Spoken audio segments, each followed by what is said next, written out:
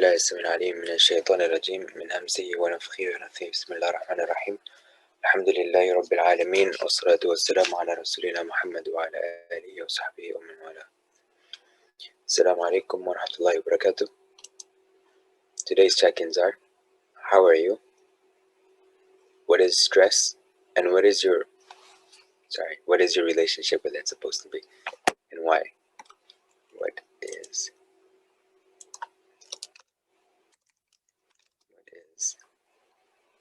relationship with it? And why? Is this how it's supposed to be? Meaning that relationship? And says who? Who says that's how it's supposed to be?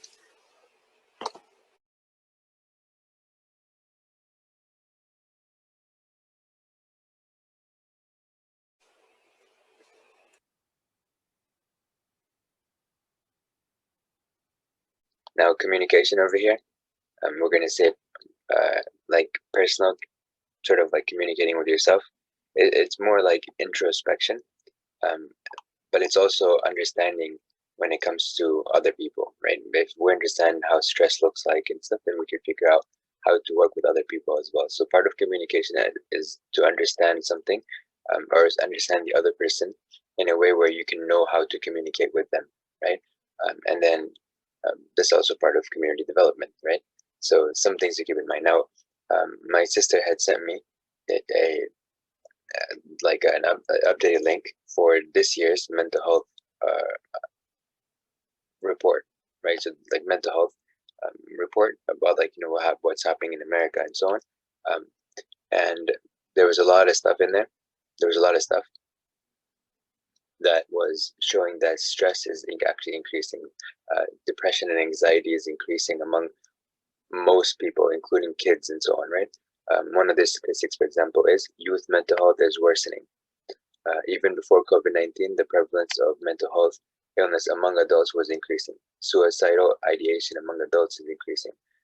There is still unmet need for mental health treatment among youth and adults.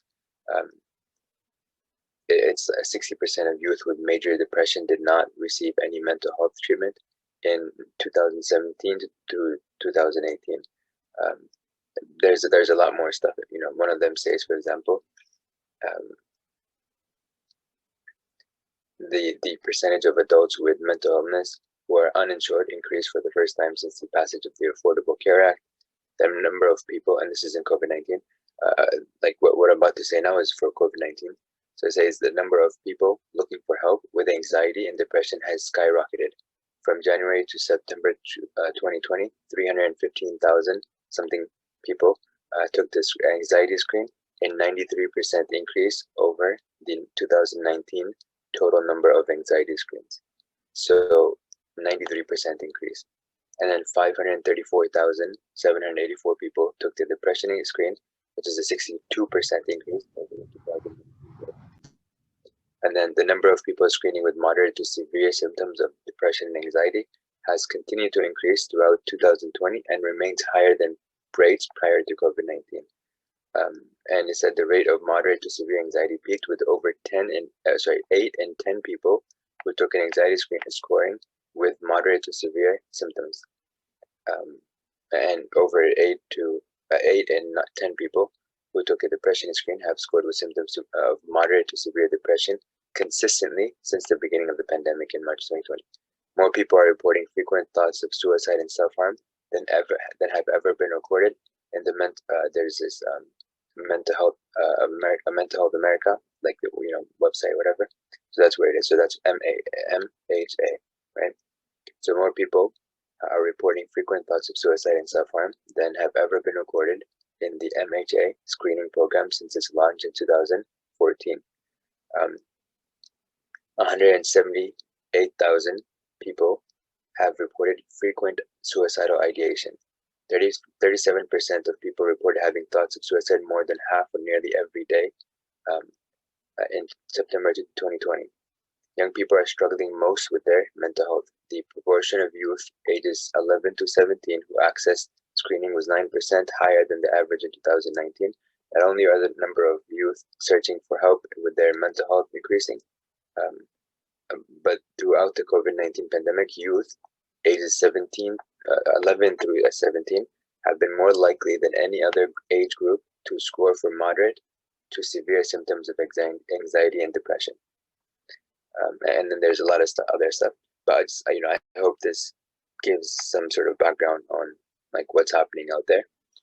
So this question is definitely not out of the blue, and I think it's definitely relevant in the context of our discussion, as part of this webinar and so on. So the questions are: what is stress? Is it good? No, it's supposed to be healthy, not unhealthy. Sorry. It's supposed to be good, which is healthy. Bad, unhealthy. What is the common understanding or connotation regarding stress? What is the Islamic understanding, at least in how Allah SWT designed us to have stress, right? So think about it from that perspective. Is calm the same as contentment? What is contentment? You have to define these words, right? So what is contentment? And what is happiness? What is the relationship between calm or stress and contentment and happiness? Okay. So probably say it like that, or maybe I could put or in all of them, or and in all of them, whatever. But yeah, I hope this made sense.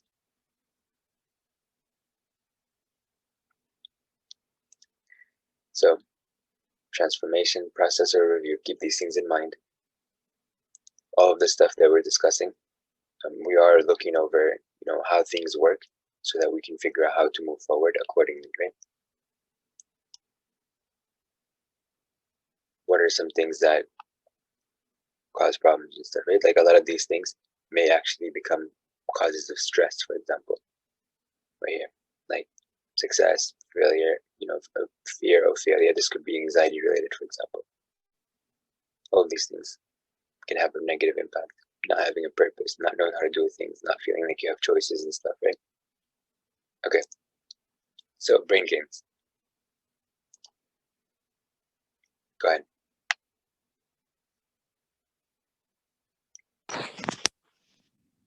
Left.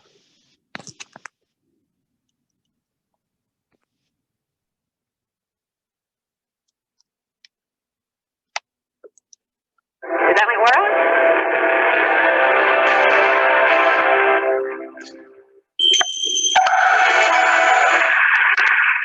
A few years ago, I broke into my own house. I had just driven home. It was around midnight in the dead of Montreal winter. I'd been visiting my friend Jeff across town, and the thermometer on the front porch read minus 40 degrees. And don't bother asking if that's Celsius or Fahrenheit. Minus 40 is where the two scales meet. It was very cold. And as I stood on the front porch fumbling in my pockets, I found I didn't have my keys. In fact, I could see them through the window lying on the dining room table where I left them. So I quickly ran around and tried all the other doors and windows, and they were locked tight. I thought about calling a locksmith. At least I had my cell phone, but at midnight, it could take a while for a locksmith to show up, and it was cold. I couldn't go back to my friend Jeff's house for the night because I had an early flight to Europe the next morning, and I needed to get my passport and my suitcase. So desperate and freezing cold, I found a large rock, and I broke through the basement window, cleared out the shards of glass. I crawled through. I found a piece of cardboard and taped it up over the whole opening, figuring that in the morning on the way to the airport, I could call my contractor and ask him to fix it. This was going to be expensive, but probably no more expensive than the middle of the night locksmith. So I figured under the circumstances, I was coming out even. Now, I'm a neuroscientist by training, and I know a little bit about how the brain performs under stress. It releases cortisol, that raises your heart rate, it modulates adrenaline levels, and it clouds your thinking. So the next morning, when I woke up on too little sleep, worrying about the hole in the window and the mental note that I had to call my contractor and the freezing temperatures and the meetings I had upcoming in Europe, and with all the cortisol in my brain, my thinking was cloudy, but I didn't know it was cloudy because my thinking was cloudy. And it wasn't until I got to the airport check-in counter that I realized I didn't have my passport. So I raced home in the snow and ice, 40 minutes, got my passport, raced back to the airport. I made it just in time, but they had given away my seat to someone else, so I got stuck in the back of the plane next to the bathrooms in a seat that wouldn't recline on an 8-hour flight. Well, I had a lot of time to think during those 8 hours of no sleep. And I started wondering, are there things that I can do, systems that I can put into place that'll prevent bad things from happening? Or at least if bad things happen, will minimize the likelihood of it being a total catastrophe. So I started thinking about that, but my thoughts didn't crystallize until about a month later. I was having dinner with my colleague Danny Kahneman, the Nobel Prize winner, and I somewhat embarrassedly told him about having broken my window and forgot my passport. And Danny shared with me that he'd been practicing something called prospective hindsight. It's something that he had gotten from the psychologist Gary Klein, who had written about it a few years before, also called the pre-mortem. Now, you all know what the post-mortem is. Whenever there's a disaster, a team of experts come in and they try to figure out what went wrong, right? Well, in the pre-mortem, Danny explained, you look ahead, you try to figure out all the things that could go wrong, and then you try to figure out what you can do to prevent those things from happening or to minimize the damage. So what I want to talk to you about today are some of the things we can do in the form of a pre-mortem. Some of them are obvious, some of them are not so obvious. I'll start with the obvious ones. Around the home, designate a place for things that are easily lost. Now, this sounds like common sense, and it is, but there's a lot of science to back this up based on the way our spatial memory works. There's a structure in the brain called the hippocampus that evolved over tens of thousands of years to keep track of the locations of important things, where the well is, where fish can be found, that stand of fruit trees, where the friendly and enemy tribes live. The hippocampus is the part of the brain that in London taxi cab drivers becomes enlarged. It's the part of the brain that allows squirrels to find their nuts. And if you're wondering, somebody actually did the experiment where they cut off the olfactory sense of the squirrels and they could still find their nuts. They weren't using smell, they were using the hippocampus, this exquisitely evolved mechanism in the brain for finding things. But it's really good for things that don't move around much, not so good for things that move around. So this is why we lose car keys and reading glasses and passports. So in the home, designate a spot for your keys, a hook by the door, maybe a decorative bowl, for your passport, a particular drawer, for your reading glasses, a particular table. If you designate a spot and you're scrupulous about it, your things will always be there when you look for them. What about travel? Take a cell phone picture of your credit cards, your driver's license, your passport, mail it to yourself so it's in the cloud. If these things are lost or stolen, you can facilitate replacement. Now, these are some rather obvious things. Remember, when you're under stress, the brain releases cortisol. Cortisol is toxic, and it causes cloudy thinking. So part of the practice of the pre-mortem is to recognize that under stress, you're not going to be at your best, and you should put systems in place. And there's perhaps no more stressful a situation than when you're confronted with a medical decision to make.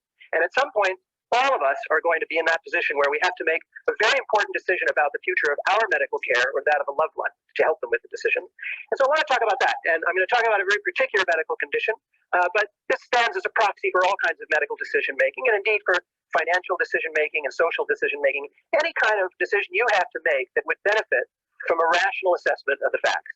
So suppose you go to your doctor and the doctor says, I just got your lab work back. Your cholesterol's a little high. Now, you all know that high cholesterol is associated with an increased risk of cardiovascular disease, heart attack, stroke. And so you're thinking having high cholesterol isn't the best thing. And so the doctor says, I'd like to give you a drug that'll help you lower your cholesterol, a statin. Now, you've probably heard of statins. You know that they're among the most widely prescribed drugs in the world today. You probably even know people who take them. And so you're thinking, yeah, give me the statin.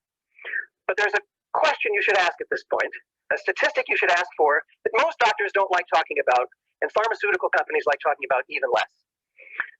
It's for the number needed to treat. Now, what is this, the NNT? It's the number of people that need to take a drug or undergo a surgery or any medical procedure before one person is helped. And you're thinking, what kind of crazy statistic is that? The number should be one. My doctor wouldn't prescribe something to me if it's not going to help. But actually, medical practice doesn't work that way. And it's not the doctor's fault. If anybody's fault, it's the fault of scientists like me. We haven't figured out the underlying mechanisms well enough. But GlaxoSmithKline estimates that 90% of the drugs work in only 30 to 50% of the people. So the number needed to treat for the most widely prescribed statin, what do you suppose it is? How many people have to take it before one person's helped? 300. This is according to research by research practitioners Jerome Groopman and Pamela Hartzband, independently confirmed by Bloomberg.com. I ran through the numbers myself. 300 people have to take the drug for a year before one heart attack, stroke, or other adverse event is prevented. Now, you're probably thinking, well, okay, 1 in 300 chance of lowering my cholesterol. Why not, doc? Give me the prescription anyway. But you should ask at this point for another statistic, and that is, tell me about the side effects, right? So for this particular drug, the side effects occur in 5% of the patients. And they include terrible things, debilitating muscle and joint pain, gastrointestinal distress. But now you're thinking, well, 5%, not very likely it's going to happen to me. I'll still take the drug. But wait a minute. Remember, under stress, we're not thinking clearly. So think about how you're going to work through this ahead of time so you don't have to manufacture the chain of reasoning on the spot.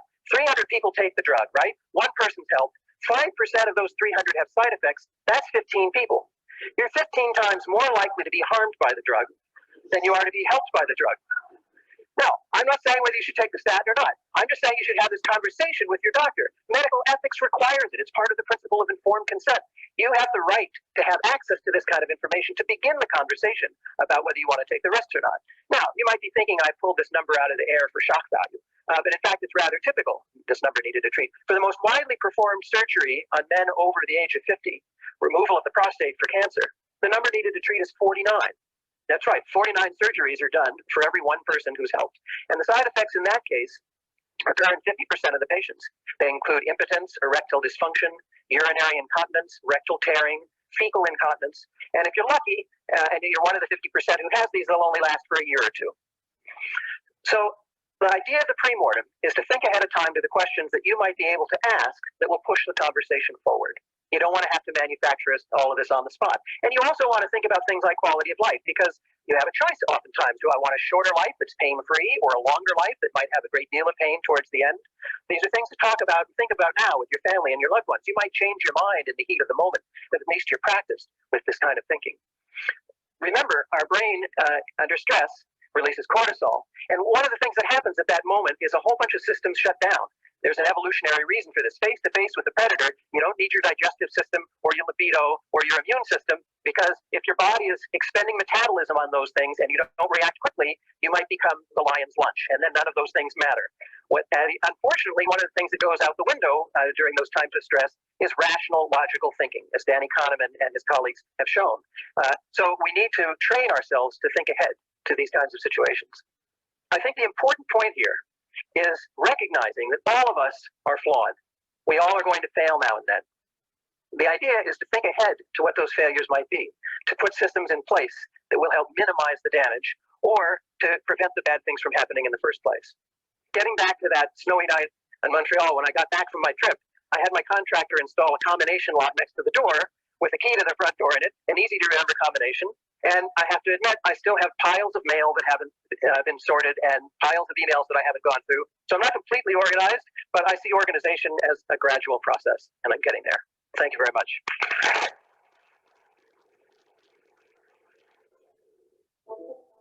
Challenge yourself to the... Thoughts on this?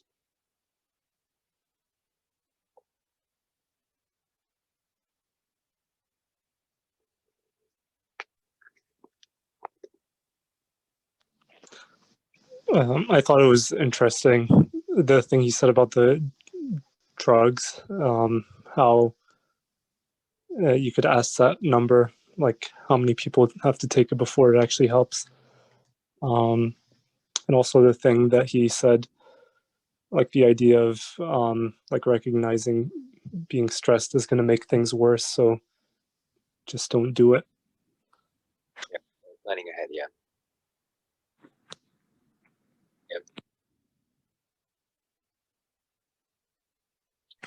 I feel like I know that, but there's still nothing I could do about it. Like if you sit there and sort of brainstorm some of the things that could happen, very likely to happen, or maybe even not as likely to happen, and then have a system in place for it, then it makes it a lot easier for you to kind of be ready mentally, at least, when the situation happens. A lot easier relative to not doing this process. Now, the other downside, the other extreme is like when you overthink it, and then you have what they call analysis paralysis, and you don't actually do anything. This is the example that I mentioned about the lion. If you guys, I said, imagine like a lion is like, it's in front of you. Now, in your head, you have two different rules. One is you got to run when you see a lion because it's going to eat you. Rule number two is, it might be that don't run, because if you run, it'll chase you and then eat you, right? And so you're sitting there, you're sort of like, okay, what do I do? Because if I run, it'll chase me and eat me. And if I don't run, if I just stand there, it'll eat me, right? So both ways I'm stuck. So what do I do, right? So when you have these two rules and stuff, it makes it harder for you to make a decision. And so you might sort of like kind of go back and forth in your head and stuff, and you're just not able to make a decision. So I'm not saying that go to that extreme. However, this is something that you would probably look into beforehand and say, okay, well, if that's the situation, let me just come up with one of the things that I'm going to end up doing, or that I should do. I'll just kind of override the process of overthinking in the moment, and I'll just do this particular thing because it's very likely I'm going to become paralyzed in the sense that I'm not going to be able to do anything in that moment. So here's my override, and I'm going to do this specifically in that situation.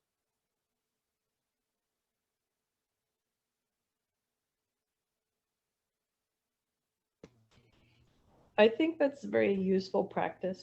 I mean, I guess that's why when you're doing first aid training, you're actually practicing the skills as you're learning them.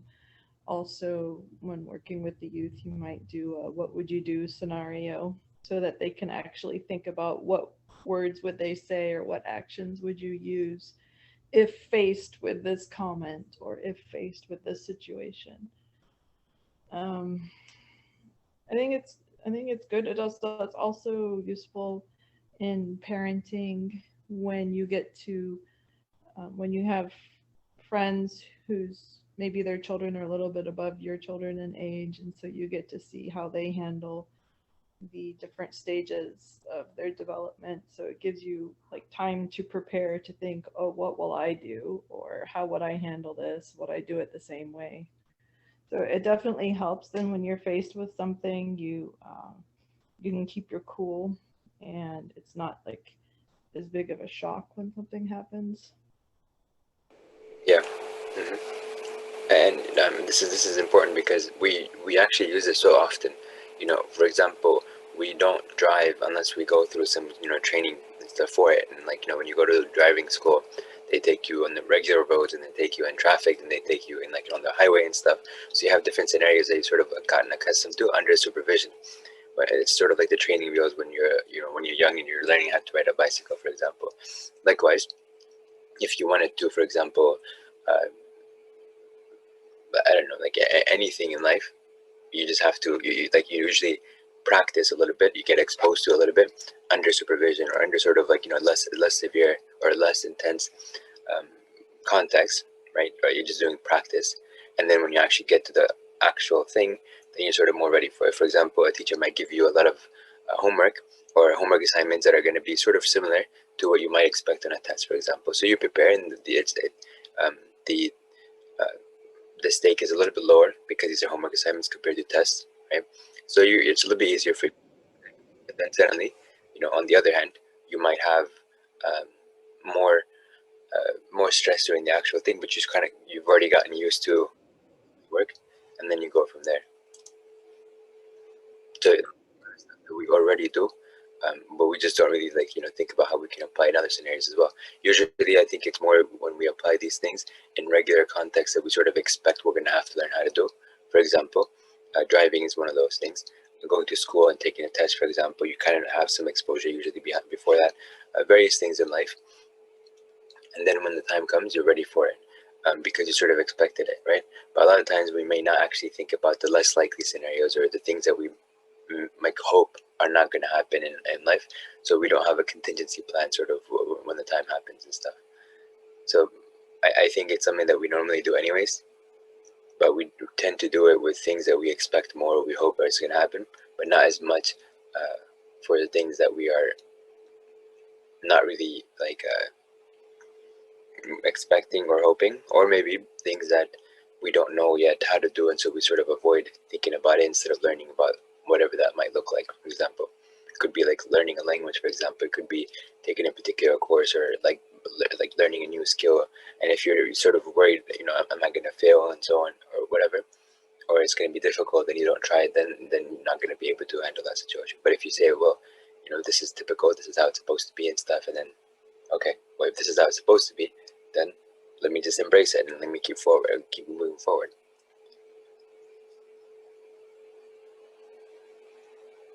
And if you go to like medical school, for example, a dental school or whatever, they give you, actual, like you have actual human beings that you work on and stuff like that. You get some practice on and so on. And that makes it a little bit easier for you to actually have more understanding of how to work with other people that you actually come across when you're actually practicing. Likewise for police officers and the military and pretty much everyone.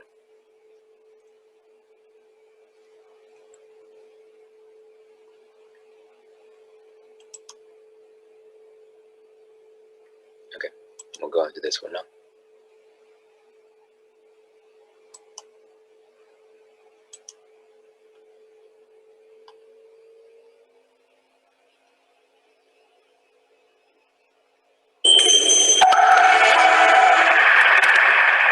have a confession to make.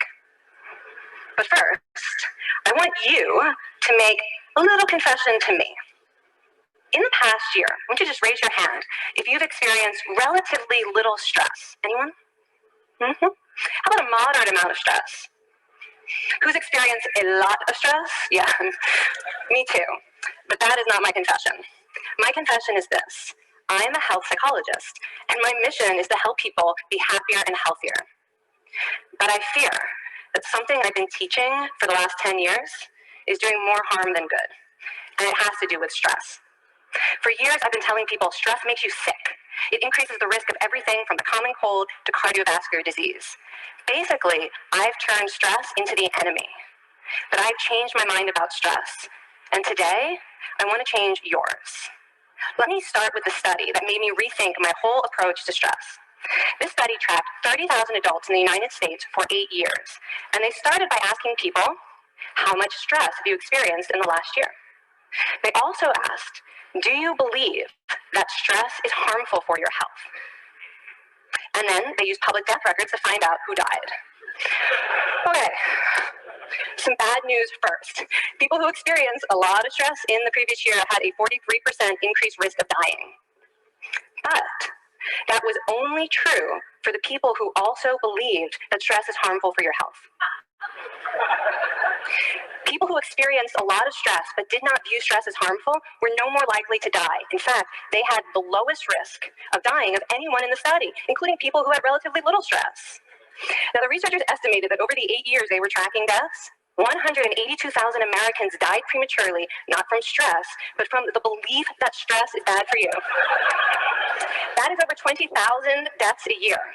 Now, if that estimate is correct, that would make believing stress is bad for you the 15th largest cause of death in the United States last year, killing more people than skin cancer, HIV, AIDS, and homicide. You can see why the study freaked me out. Here I've been spending so much energy telling people stress is bad for your health. So this study got me wondering, can changing how you think about stress make you healthier? And here the science says yes. When you change your mind about stress, you can change your body's response to stress. Now, to explain how this works. Just wanted to mention about mindset over here, because she mentions that. So think about how mindset plays a role. And there was another video where we were talking about, or with the person was talking about how mindset has a big impact on your health. And it was the one with the Sundays, or like the Sundays, Sundays, when they offered this and they said it's like really scrumptious and stuff and all that stuff, right? And then there's the other one was sort of like the healthy version of it, but it turned out to be the same, you know. So in that study, they also looked at housekeepers and so on. So if you remember that one, mindset, just think about mindset. I want you all to pretend that you are participants in a study designed to stress you out. It's called the social stress test. You come into the laboratory and you're told you have to give a 5-minute impromptu speech on your personal weaknesses to a panel of expert evaluators sitting right in front of you. And to make sure you feel the pressure, there are bright lights and a camera in your face, kind of like this. And the evaluators have been trained to give you discouraging nonverbal feedback, like this.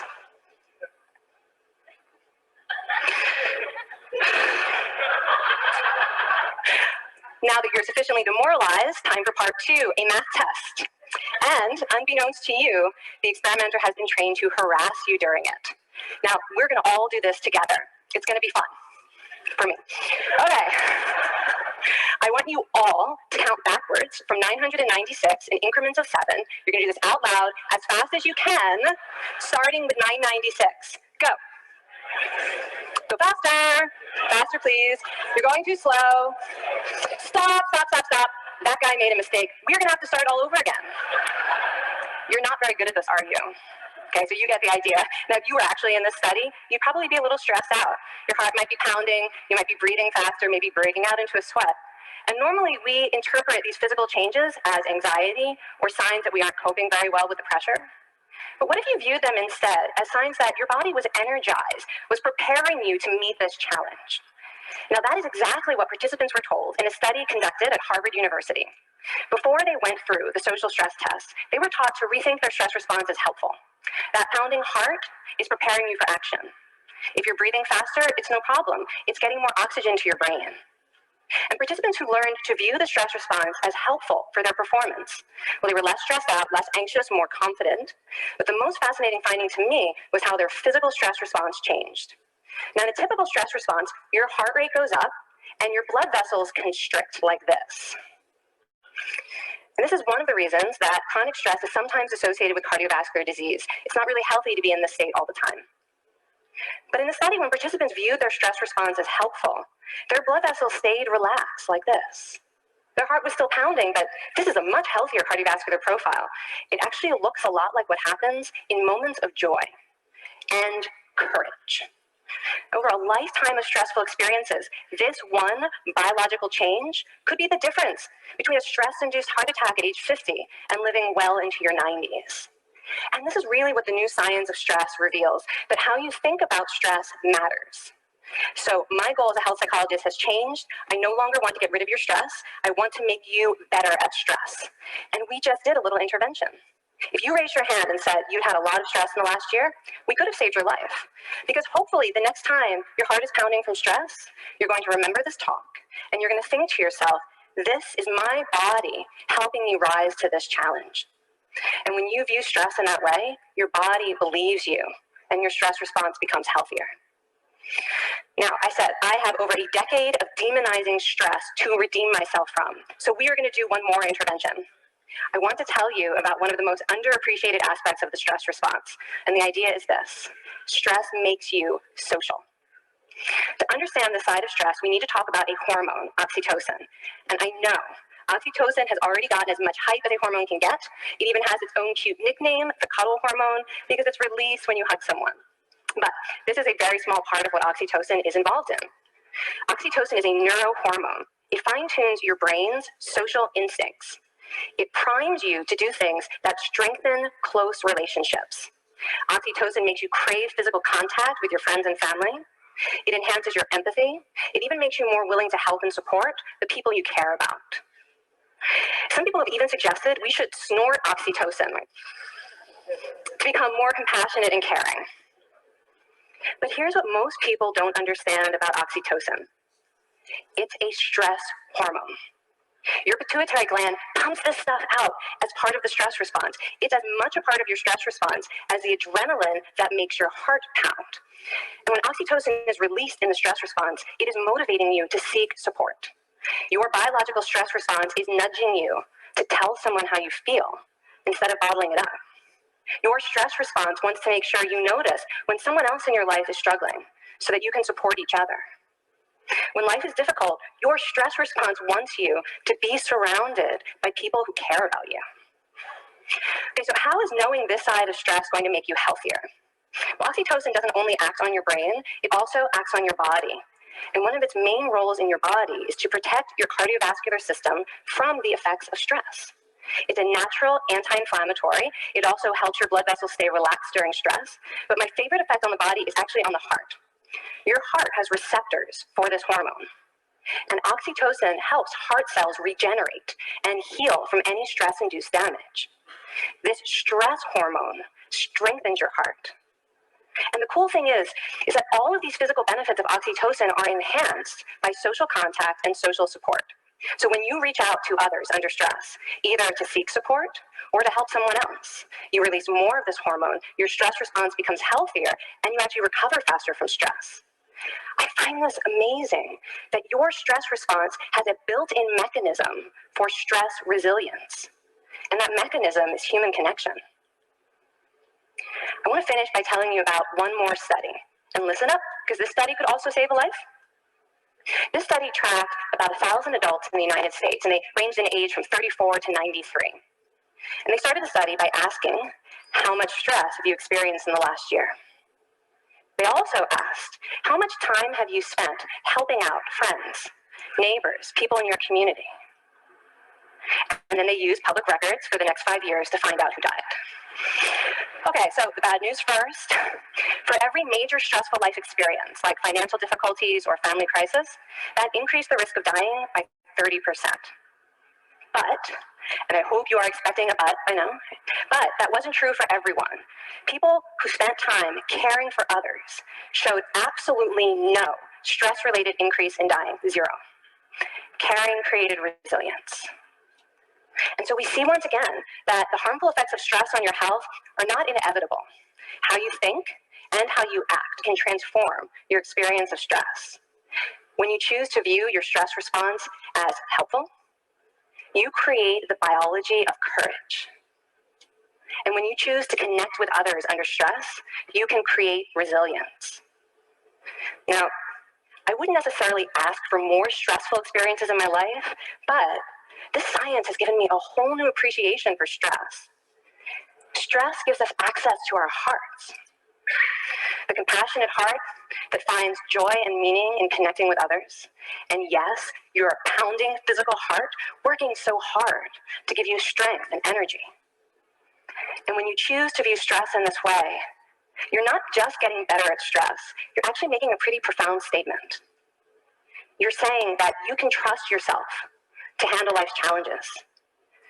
And you're remembering that you don't have to face them alone. Thank you.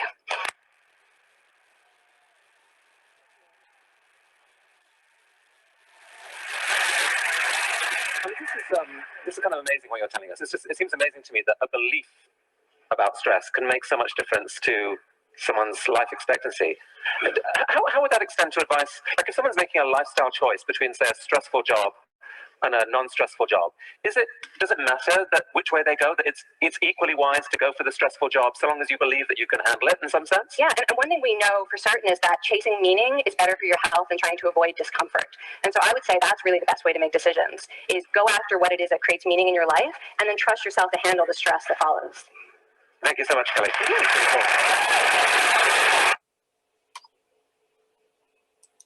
Thoughts on that one?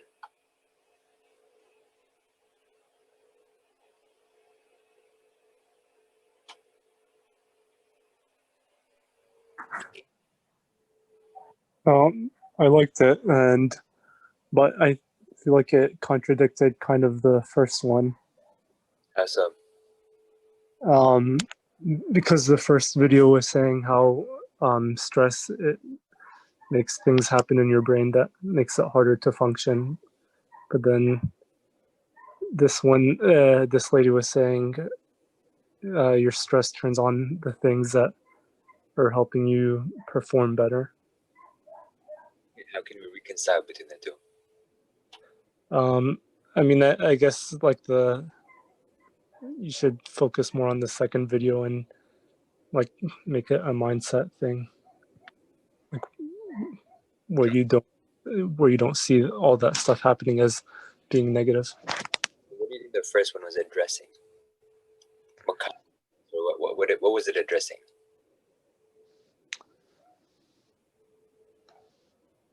It was addressing like just the idea of being stressed. Like you shouldn't let it happen because it's not going to help you. And you see, when I say what is the common understanding, that's what I mean by common here. Like common mean, just typical, like what lay people sort of like what the average person might expect or might understand it as. Does that make sense? So yeah. This video is really focused on what is the default for many people, right? And it's not as much talking about the people that are actually excited with stress, like a challenge and stuff, right? The whole thing that we put, like, in the framing of our, like names and stuff, like brain games, and like when we do like the challenge, like we do the challenge instead of like the thought experiment, sometimes we do the challenges and stuff, right? So these are things that reframe everything to make it seem positive, right? And it's just how you perceive things ends up impacting you the way you perceive them. So the common understanding has been potentially a result of how stress was looked at even in science before this, right? Similar to how in the past, when they were looking at IQ tests, and I think we did the videos with that, they thought that IQ tests were somehow indicating your actual potential and worth, right, as a human being in terms of intelligence and so on. And so according to this science, because scientists were talking about it like this, in 1928 Virginia, I believe, enacted a rule to have sterilization as part of their thing for people that were not considered intelligent, right? According to these tests. Of course, there was a lot of flaws that they determined later on, but initially, this is how what happened, and it continued for many, many decades until it was finally, like, I believe it was removed in the 70s or something like that. So there was something that was happening, and then the idea was that people came up with this idea, and we looked at this when we looked at psychologists, and we looked at some of the specific psychologists that had an influence in terms of psychology today, the way that we understand it, right? But the early pioneers of that, they had crazy ideas at times, and they were debunked later on. So I do believe that some of that that did impact negatively the people, and by no means am I saying that people should not go get help. If you have a situation going on, if you have stress or anxiety or suicide ideation, or whatever it might be, right?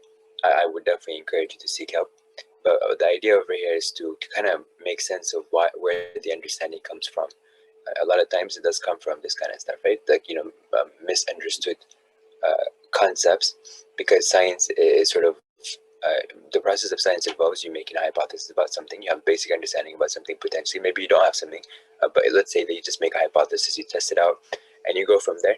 And then from there, whatever the results indicate initially, then you're gonna sort of come up with some conclusions and stuff. You're gonna put down some further research, suggestions. You would also mention some limitations and stuff, and so on, right? But because these are a few human beings doing this, you also need peer reviewers, right? So these are going to be people that are going to look through your study and stuff, poke holes in it and try to verify a lot of the stuff in it.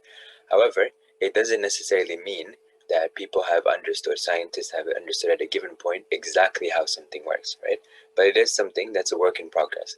So as time goes on, when they get new information, they new perspectives come into play and so on, and they reevaluate the same things. They go back and look at the peer-reviewed stuff, then they start changing some of the ideas that they might have held in the past. So this is sort of how this works. And then in the meantime, though, that as the research comes out, the papers come out, then there are people who take these research papers and translate it into common language, meaning the language of the public and stuff, right?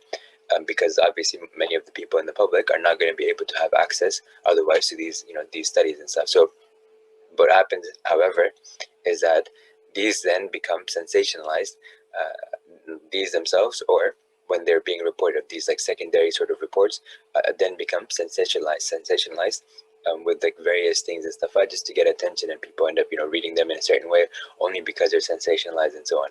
So then you have this whole tricky situation that happens, and as a result, then the common public or the public understands things in a different way potentially than what was initially in the research reports and so on. However, sometimes it may be exactly what what people thought. Now, in the past, people used to think that the whole milk, like whole milk, is bad for your health, because they thought that having like high fat in your diet is gonna get you fat. Well, as time went on, they started realizing that Mediterranean diet, for example, is actually very good for you, and it is it has a lot of fat in it as well, but it has good fats in it. So now they're changing the theory and saying, okay, well that sort of disproves what we thought it was gonna what's happening. So science has a tendency to be like this. We need to be sort of aware of this, and we need to understand that just because there is a study or 500 studies or whatever doesn't necessarily indicate conclusively a particular reality about how things work and stuff in every in a given topic. So what we need to understand is that we take it, we see if we can functionalize it, we try to manage it, but we also we need to understand and appreciate that this may not be the actual reality, and that things are going to keep evolving and updating in the world of science and human experiences and knowledge and stuff that's acquired over the course of history.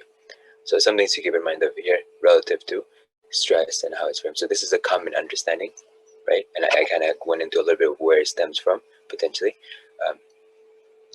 So this right here is what it seems that the first person was trying to present, the default, what people end up feeling and so on. And so it makes sense in that situation to have this this stress and so on, that you're judgment is cloudy and so on. Now, however, I think personally that it can be applied, and generally speaking as well, because in the heat of the moment, if you don't have something planned out, if you're not thinking, like in a way where you can, problem solve and stuff, right? You may actually not be ready to handle that situation. So sports is considered, stressful, but in a good stress, right? Like people actually enjoy playing sports. But if they went in without actually having sort of thought about what plays they're gonna have and stuff, and like all that stuff, right? They didn't go through practice and all that, then they probably would not be able to do well in NBA, for example, or NFL, or whatever the sport might be. So under that kind of stress of competition, even though it's actually an enjoyable experience and it's a good stress, they may not make the best decisions in the heat of the moment, right? So I think it can apply in both scenarios, and I think that that's sort of what he was trying to aiming at. But it definitely would apply, of course, to the default situation of people considering things to be negative stress. And I think he mentioned some other things and stuff that might also go along with what I'm saying about how it can also apply in different, like even in positive stress situations and stuff. So just wanted to say, like, this is, from my perspective at least, how I can reconcile between the two different things, the two different videos, like in a sense that they might be talking about similar concepts, they might have been talking about overlaps, but they were also talking about slightly different things, potentially different in the sense that they were talking about different aspects of the same topic, right? So sometimes that can actually seem like they're disagreeing, but they might actually be talking about different aspects only. There might be some overlap, but they might also be talking about slightly different aspects. So just some things to think about. In the meantime, what do you think about the rest of the questions?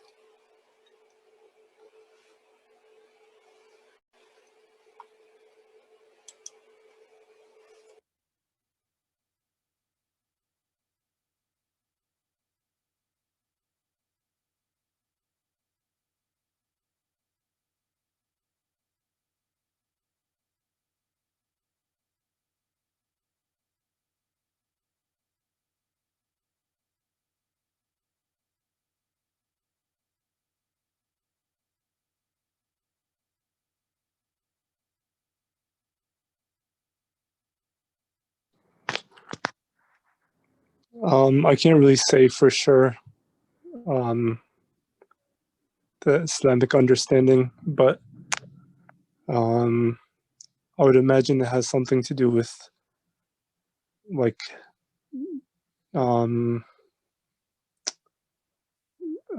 pushing us to do things, like stress being that the fire that's lit under your butt to make you take action and do stuff.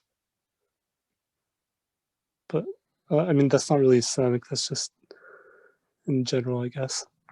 So let me reframe it or rephrase it, so maybe it's easier to understand what I'm trying to say over here, or trying to like get you to think about it. Allah subhanahu wa ta'ala designed us in a certain way, and as the scholars have studied over the years, they've realized that everything about Islam is to help human beings and the environment and everything else and stuff, right? It's to help the creation, and everything that helps it, Allah subhanahu wa ta'ala has made it part of deen. And anything that harms the creation, Allah subhanahu wa ta'ala has prohibited, or or like told us to stay away from it, right? But at the same time, Allah subhanahu wa ta'ala designed us, so if we keep that rule in mind, the rule, right? How do we understand how He created us to navigate life, or just anything? Does that make sense? So how does Allah subhanahu wa ta'ala, how does understanding this general rule about Allah subhanahu wa ta'ala, who Allah subhanahu wa ta'ala is and stuff, right, help us understand how He actually might have created us? For example, there is discussion and research that seems to indicate that a person who's actually happy and contented, I think we watched one of the videos, or maybe we didn't, but it talks about how if a person who's actually content and happy, then like part of their DNA, that like their cells actually start doing things in a certain way where it actually makes them better. Like you might have had like some cells that might have been sort of getting corrupted or whatever, then this actually makes it better. In one case, somebody had mentioned to me, I haven't gone back to check on this specifically, but they were mentioning that some of your some of your cells when they start dying out, over time and so on, and things like that. So drinking olive oil or having that as part of your diet, for example, was actually helping them, like in terms of longevity, as in like people, that thing that happens where they sort of age, like as you're aging and stuff, their body starts deteriorating. It actually was being slowed down or like even like prevented in a way, right? So their bodies were not aging as fast and so on. All of these things in mind, how does that, like, how, understanding like Allah subhanahu wa ta'ala, the way he is and stuff, the way he designed Islam and everything like that, what does that give us in terms of clues about how he might have designed us internally as human beings or as a creation or whatever? What kind of impression that you like, do you feel, or what kind of impression do you get when you think about our creation? Allah subhanahu wa ta'ala says, for example, in Surah Al-Dhariyat, that he has put signs in that, the heavens and the earth and stuff, right? But then he says, وَفِي أَنفُسِكُمْ, and in yourselves, there are signs in yourselves as well. So how does that, what is that impression? What is the first thing that might come to your mind then, with all these things in place, right? All these things that we discussed, that Allah subhanahu wa ta'ala, in terms of how he might have created our bodies and stuff, in terms of how he, in terms of how our brains might work, for example, in terms of how our bodies work and so on, right? What is that, what is that impression that you get based on this discussion, or, post discussion? It makes me think that like we have like a natural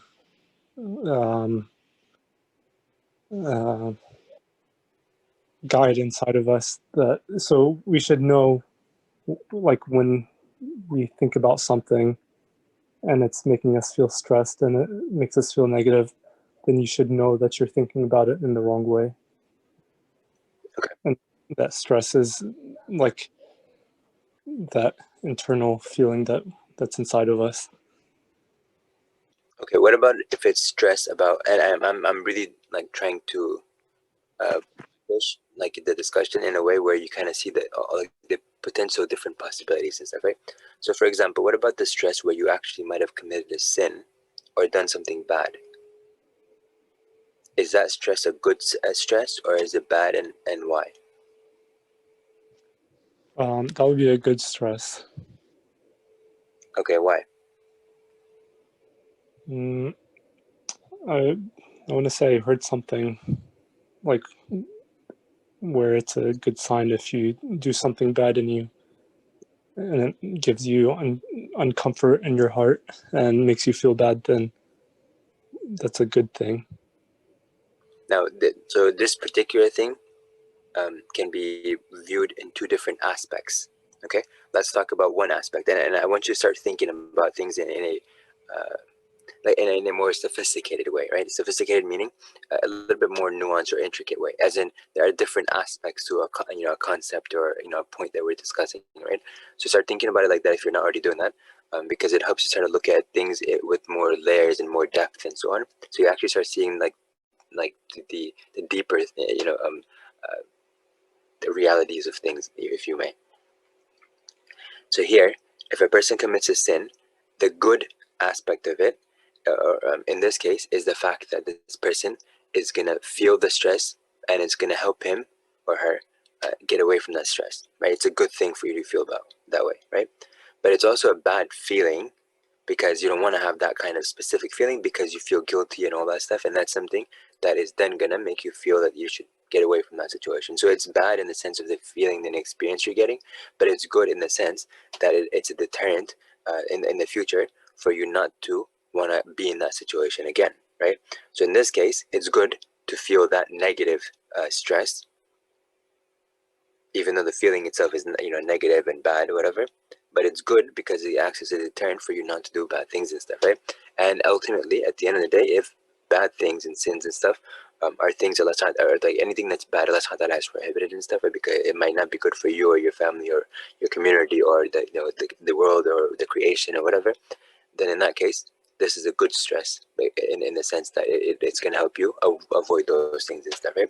So nowadays there is this culture that's sort of like becoming more prevalent, where they say that you shouldn't feel shame, or you shouldn't shame people, you shouldn't feel guilty and stuff, or whatever, and you should accept who you are and stuff, right? There is some good, there's some truth into that, right? But there's also some bad into that, right?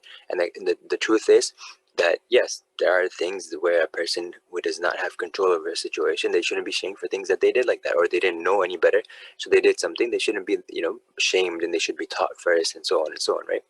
But then at the same time, like, there's cases, for example, where the Prophet ﷺ, one time there was an incident, and there was a rule, and the Prophet ﷺ, and a person did something the opposite, and the Prophet ﷺ asked him, he said, did you not know that this is a rule? So he asked him to figure out what the situation looked like. Did the person know, or did they not know? On the other hand, if a person does something bad, right, and Allah subhanahu wa ta'ala defines the bad, we don't get to sit there and define that and stuff, unlike how people are sort of like trying to be morally subjective, or like relative, actually. And in that case, if the person actually knows that something is bad, then that person needs to have some sort of like push against them, in the sense of like maybe boycotting them and stuff like that. And that's something that people have been doing when people are corrupt or something like that. People are not accepting it, and so they are actually chastising these people, or they're trying to get them to stop, and so on. And these are good things, all things considered, meaning like you've tried the best strategies and like whatever other strategies and stuff, and this seems to be the most appropriate strategy in that particular case. So you would have to evaluate that. But nonetheless, as a strategy itself, right, we can say that this might have a need in a particular context. So it's not to say that we should never shame, and we should never sort of like feel guilty or bad or whatever, but it's to say that we should be contextual about it. And that's something that people, society, don't really have, they don't really do much, or they don't have the ability to do it, because they don't have a fixed moral compass that everyone uses. Everything is relative. For one person, something might be completely bad, but for another person, it might be okay. For example, in the context of, LGBT, context or whatever, right? And I know that this recording is going to be public, but I want this discussion to be very seriously held. Among people who are going to take this concept seriously, because it will impact. It's something that impacts a lot of people, right? So, for example, if a person has this concept that Allah subhanahu wa ta'ala does not make people to be, inherently homosexual or whatever and stuff like that, but rather it's something that over time people might sort of feel like they want to do this or that and stuff, right? It might be because of environment or whatever.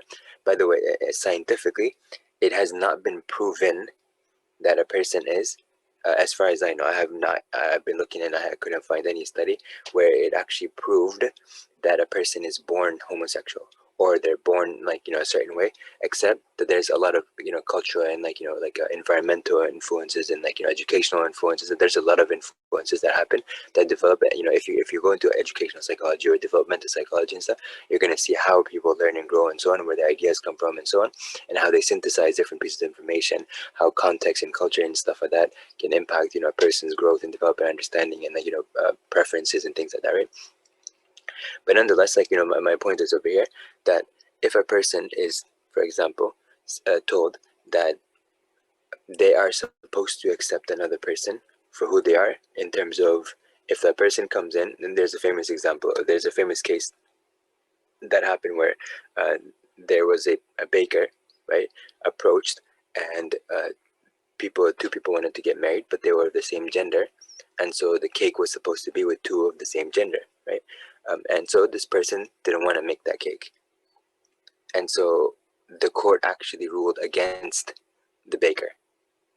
In other words, the baker's belief system was considered not okay, whereas the people who were two people that were trying to get married, right, their belief systems superseded the belief system of this person. Why? Because there's an assumption that it is inherent to a person that they're born gay, or they're born whatever and stuff, right? Whereas there's no proof on it. There's no confirmed proof on it.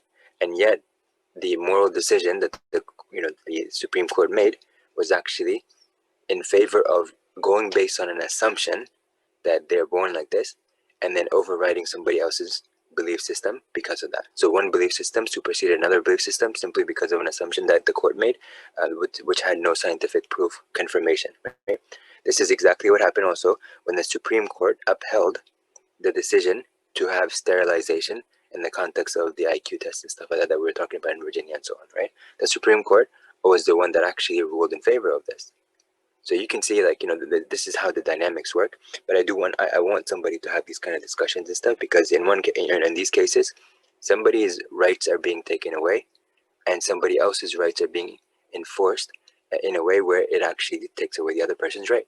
So who gets to make that decision, and is that right or is that wrong? Obviously, in this case, in the context of sterilization, in that case, it was definitely wrong, right? And it took like decades before that harm was stopped. In other words, the Supreme Court, whether it was inadvertently or whatever, made a decision that actually negatively impacted so many people. As we know before, also, the systemic racism that was existing in the United States, for example, and other parts of the world and stuff, right? That was also something that was actually upheld because of pseudoscience and stuff, right? People, and now we're considering pseudoscience, but back then they considered science. And in that case, they made a lot of assumptions and things like that. And they actually thought that the size of your brain, for example, or the bumps in, whatever you have in your brain, or like in your cranium and stuff, your skull and stuff, right, indicates your intelligence as well. These are the kinds of things that they were doing. And at that time, they actually thought these are actually plausible theories and stuff, right? And so lots of harm was done. Lots of genocides were committed. Lots of people were killed, and a lot of harm was done. And it continued happening to the point that, as we know, in 2020, last year, there was a big, the whole Black Lives Movement thing happened instead, because of how people actually started believing this pseudoscience, because it was what was being publicized, and that's what it was. And scientists even thought that way, right? So I want you to understand just like, how these kinds of things impact the dynamics of how, we live life, and how we need to understand that there has to be a moral system that is fixed, and that if we don't have something like that, and we don't, and it doesn't encompass all of the things that, morality might find itself in, right? Then in that case, potentially lots of harm can be done, and people are, 10 or maybe 100 years later, or like 50 years later, or whenever the time might be, that's when they might realize. So imagine how much harm is done and stuff like that, whereas it could have simply been avoided. So understanding this helps us appreciate more about Islam, because Islam actually focuses, its aims are to help the entire creation. And it's that's how to design everything in that perspective. So if I just take that as the norm, that I'm supposed to help people and stuff, right? Then in that case, it's a lot easier for me to understand, to kind of live with contentment and happiness and so on, right? I'll be more calm and not stressed out and so on. So this a bunch of stuff that I want you to think about with regard to these questions. Maybe we can continue this discussion later, inshallah, but I want you to think about what Islam brings to the table, and what every other system is missing that Islam actually offers as a comprehensive solution, as the only comprehensive solution in the entirety of the creation and stuff, right? And why Allah subhanahu wa ta'ala has chosen Islam as the deen that he's gonna accept, and why he's not gonna accept anything else. A lot of times we don't think about these things. A lot of times we don't know what to think, right? But if you understand the philosophy of science, if you understand the historical practices that took place, or the policies that were implemented based on these kinds of things, then it makes it a lot easier for us to understand why people are actually being depressed, or why are they, why anxiety and depression is going up and up and up, why people are not finding as much happiness and contentment and stuff. What does contentment mean? Like, what is the definition of contentment, and who gets to define that? Like, what is the parameters and stuff, right? All of these things, right, are going to be really important to consider. And I do want to have this discussion more and more, inshallah. If there's any, when this gets posted online, if people have thoughts on the questions that I asked, please share. You can reach directly, the ICM via the email, or if you want to reach me, we can find some way to do that, inshallah. In the meantime, though, think about these questions. Think about the things that we discussed today. Think about the pros and cons of how things generally end up working versus how they should be working, right? And what can we do about that? And that was a question from before, the last question from last time. It was about what are some things that we can do as a friend. So that's where the community aspect comes in, and communication aspect comes in, and so on. So think about all these things. These are very very deep topics, but I do feel that these are going to have a huge impact in the next century, in the next centuries even, right? If we don't understand them now, we're gonna have to suffer the consequences later on. So I want to discuss these things now. I don't know if I'm gonna be alive the day when, like, these things are gonna actually materialize, right? In the way that and like, the whatever, right? Like, harm might be done right now. For example, President Biden might be doing certain things in terms of the executive orders and stuff. There was this controversy about like transgender in sports and so on and stuff like that. If we take away that, what's going to happen and stuff, right? So you might be thinking that this is the right thing to do, but it's all, right now, there's no science behind it that's guaranteeing one thing or like actually proving one reality over another.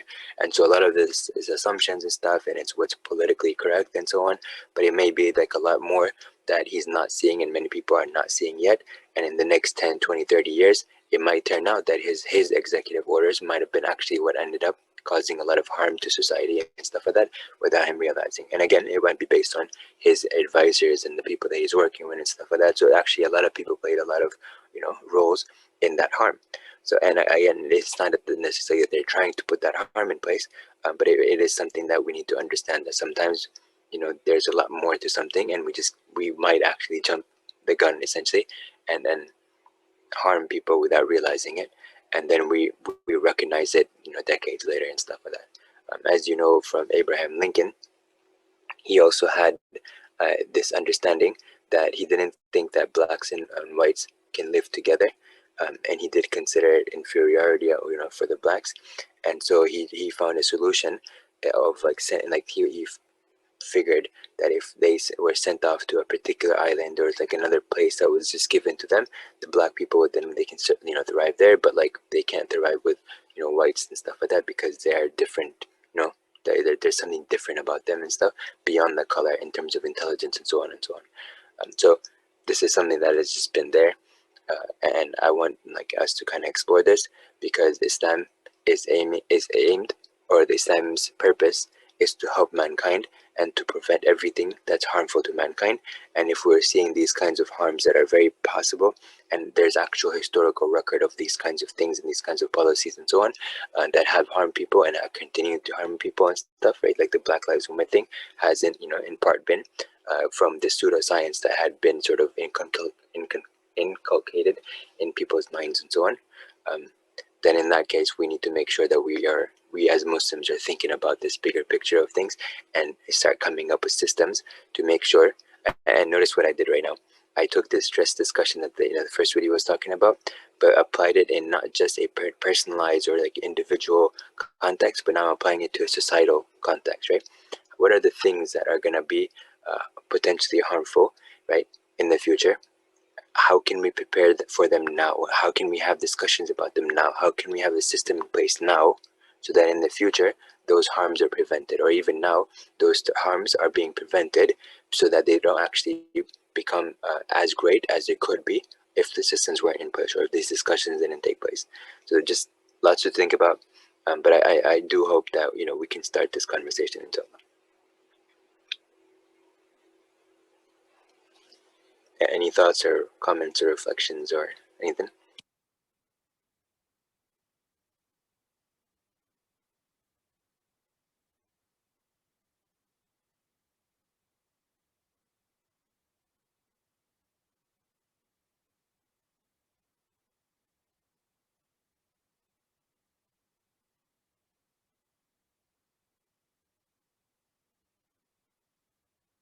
One more thing I want to mention is that I do want to clarify that a lot of stuff that we mentioned about IQ and so on, a lot of these things nowadays, looking back, right, in hindsight, people are rejecting them, but still it took some time before science actually got to where it's at, and it'll take some time for science to be where it will be in the next 100 years. And in the meantime, the topics that are being discussed right now, like positive psychology, is a very recent thing. Mental health discussions are very, very recent and stuff, in terms of like being able to discuss them openly and removing the taboo, which was also again part of this misunderstanding of how intelligence works, and like how crazy people work and stuff, right, according to the previous definitions of crazy. And so all that stuff actually led to harm.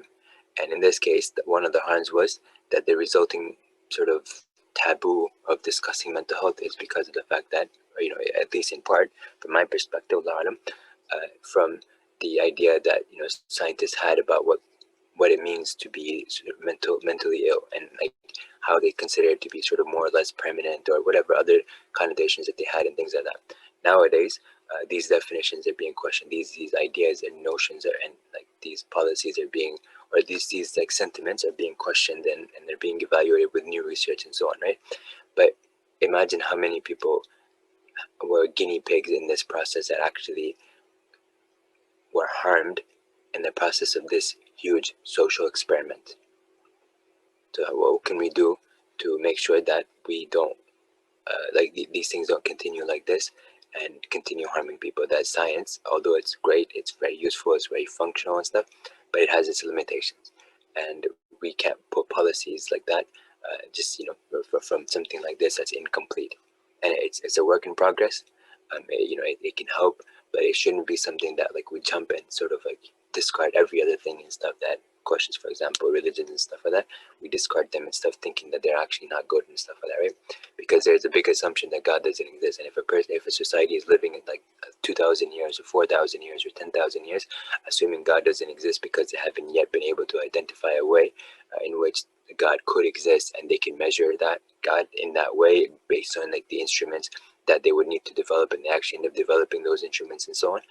But until then, if they assume that he didn't exist and they live life in a different way, imagine how many people would actually be harmed by that reality, or that sort of like framework, because they're actually not living reality, right? So all of these things are very important to consider. Sometimes it's a lot easier for people to sort of assume one narrative or one possibility and just go with it. But if it doesn't match with reality, then it's like going through that maze and sort of coming to a dead end in a wall and banging on it and hoping that it becomes a door. And we mentioned that in the previous, like the previous framing of this, which was called growth through struggle. Okay.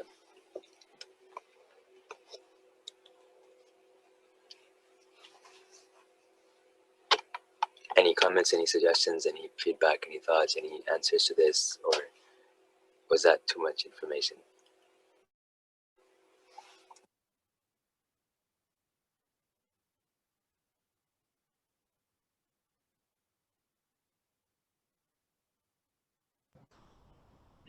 It was a lot of information, alhamdulillah. I'm absorbing it. Okay, then in that case, I'm not going to ask any more questions or anything. We can pause here, inshallah, and we can. I might just keep the same questions here, and I might add a little bit or subtract a little bit, whatever. I'll see what I want to do, inshallah, for next time. But I hope that at least it started, you know, opening some idea, or like kind of presenting some ideas and stuff that you can explore further. At least some concepts that need further investigation and study, and certain things that, you know, we need to actually start looking at if we haven't thought about looking at them yet and stuff, and the implications that they might have in society today and tomorrow and the next 10, 100 years, whatever, you know, time goes by. At least I hope that, you know, something has been like, you know, achieved, inshallah, in this regard.